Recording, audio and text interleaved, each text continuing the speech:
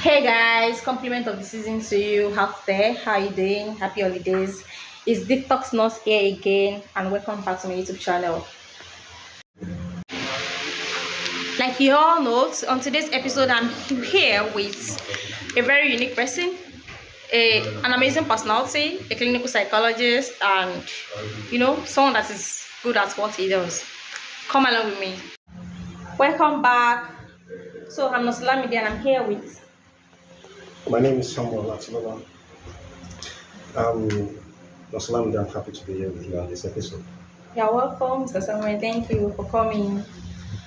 So today we just want to talk about something that is very important, something that you can't do without your daily routine. You will need it. And guess what? Are you good at guessing? Just guess. You can't, right? So we're here to talk about self-care. So Mr. Samuel, will you help us? As you rightly said, self-care is something that you can't go without. It's essential. Okay. As essential as the air we breathe, right? We can't live a fulfilled life. We can't live a healthy life. We can't live an accomplished life without doing and talking and learning about self-care. Okay. Yeah, so it is something that I'm excited to talk about with you today. Okay. So basically, what are you trying to say? Like, what are you trying to say? Are you trying to tell us that self-care is something that we need to do, or is something that we do that we are not doing properly? So I'm saying self-care is not an option. It's a necessity. It's fundamental to your very survival and existence, right? If you are living, you have to tend to yourself. So by the way, what is self-care? Talk about self-care. What do we mean by self-care? So self-care is the responsibility that you owe yourself, the duty of care that you owe to yourself, not the one owed to you by your parents, not the one owed to you by your friends, not the one owed to you by your sibling, not the one owed to you by anybody else, but that you owe yourself. So it's the process of attending to your daily needs and your long-term goals, right? So there are some things that you do now, not because you're expecting reward now. You are doing them for the long-term benefit, right? So for instance, if you do exercise every day, you're not going to see the reward of exercising immediately, no. You are going to see the impact, the cumulative impact over years, right? And you will reap the reward in so many areas of your life. So self-care is like that. Number one thing we should remember, it's a responsibility, the duty of care that you owe yourself. Nobody else owes you that. You owe yourself that. And it's also something that it's a process of attending to our daily needs and our long-term goals. Okay. All right. Thank. All right. So even though I've given a general meaning, definition of self-care and what it entails, there is also the personalized aspect of self-care. Self-care can mean different things to different people, right? Depending on your individuality and your peculiar set of needs, right? So, for instance, now I'm asking myself, here is Nosolamide, looking good, clean, and I'm obviously you are taking good care of yourself. So, may I ask, what's self-care to you?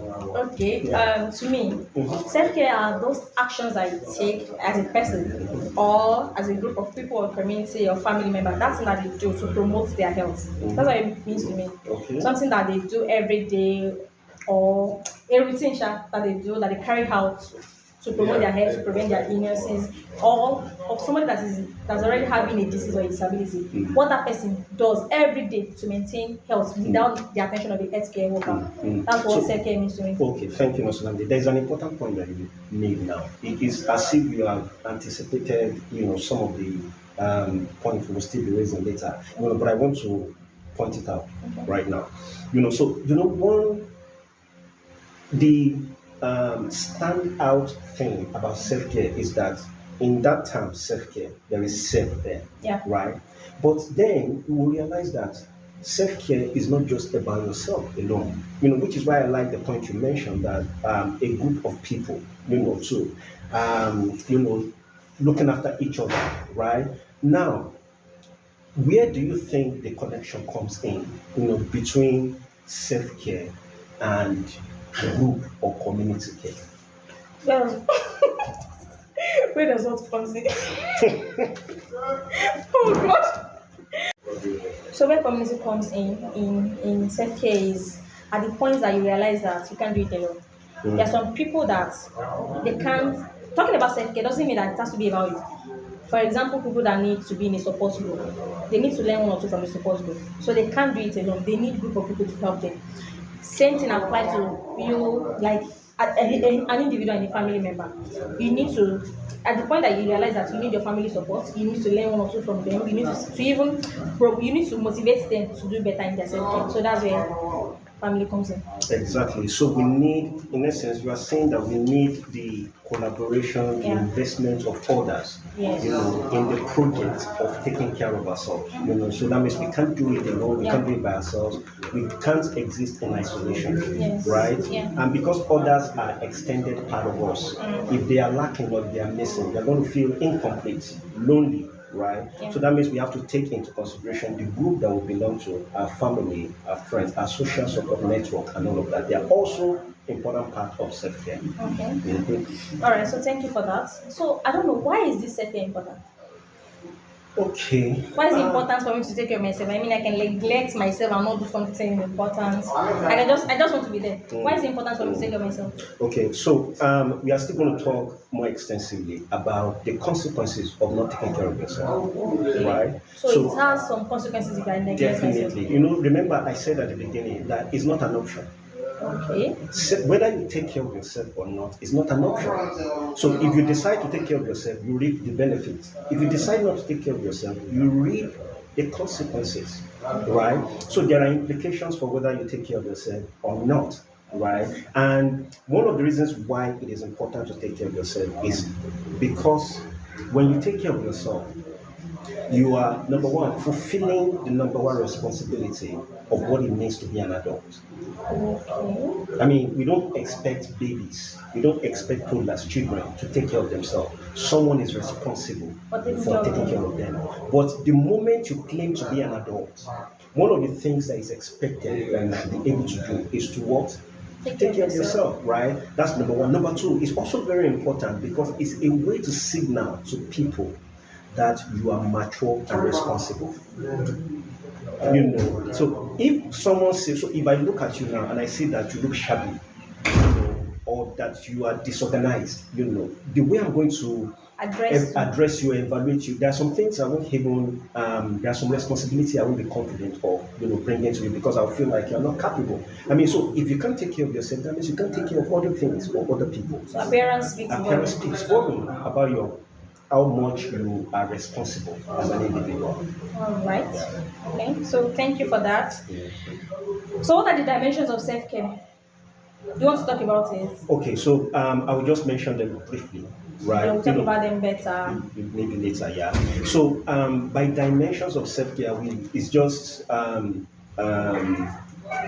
saying that which aspects of our life need to be taken care of, right? Because we are not a unidimensional organism, right? We are multidimensional, right? In the sense that we have the physical aspect, the part of us that can be seen, that is involved in action every day, right? And there are also the part that cannot be seen. For instance, the emotional aspect of us, which is a very, very important aspect of our individuality. Right? Like me, that is having emotional problem. Exactly. So that means you have not been taking care of your emotions. Now, is it that not be taking care of yourself? That's another dimension. In fact, it's one of the most critical dimensions. Is it that not of self-care? No, Salam, are you following me? Is it that not be taking care of yourself?